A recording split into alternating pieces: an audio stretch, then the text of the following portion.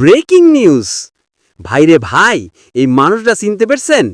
না না, চিনবেন কিভাবে? উনি তো সাধারণ মানুষ নন ভাই।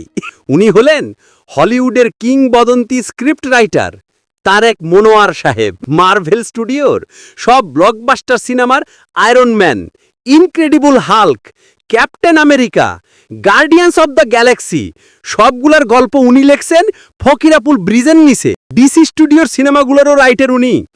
Batman versus Superman, Wonder Woman, Justice League, Aquaman সব গল্প লেখছেন কমলাপুর রেল স্টেশনের সিপা গলিতে বৈশা। আপনারা যত পাদ মারছেন না তারেক মনোয়ার সাহেব তত অস্কার জিতছেন। আজকালকার পোলাপান মেসি, নেইমার, রোনালদো নিয়ে কামড়াকামড়ি করে, কিন্তু তিনজনকে একসাথে করলেও একজন তারেক মনোয়ার বানানো সম্ভব না ভাই।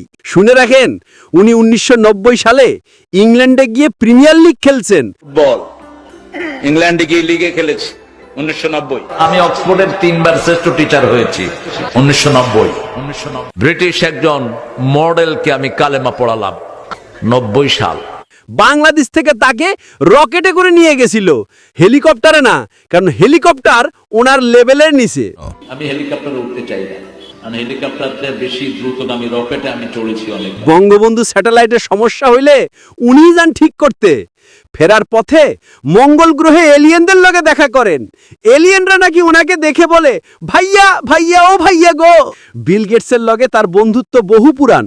ওনার কাছ থেকে আমরা প্রথম শুনেছি আইফোনের মালিক বিল গেটস, আর স্যামসাং কোম্পানির মালিকও নাকি মিস্টার স্যামসাং, যিনি ওনাকে দাওয়াত দিছেন চা খাইতে। ব্যাডমিন্টন খেলাতেও উনিই ঢাকার চ্যাম্পিয়ন হয়েছেন, অবশ্যই 1990 সালে।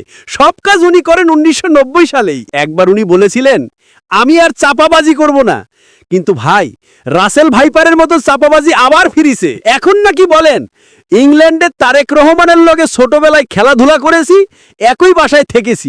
আমার বন্ধু বলে, ভাই নাম তো একই, হয়তো সত্যি। আমার জন্ম 1990 সালের পরে, তাই আমি এসব বিশ্বাস করি না। আপনার জন্ম যদি 1990 সালের আগে হয়, তবে বিশ্বাস করেন না করেন, একটা লাইক দেন ভাই, কারণ এটা ইতিহাস না, কিংবদন্তি।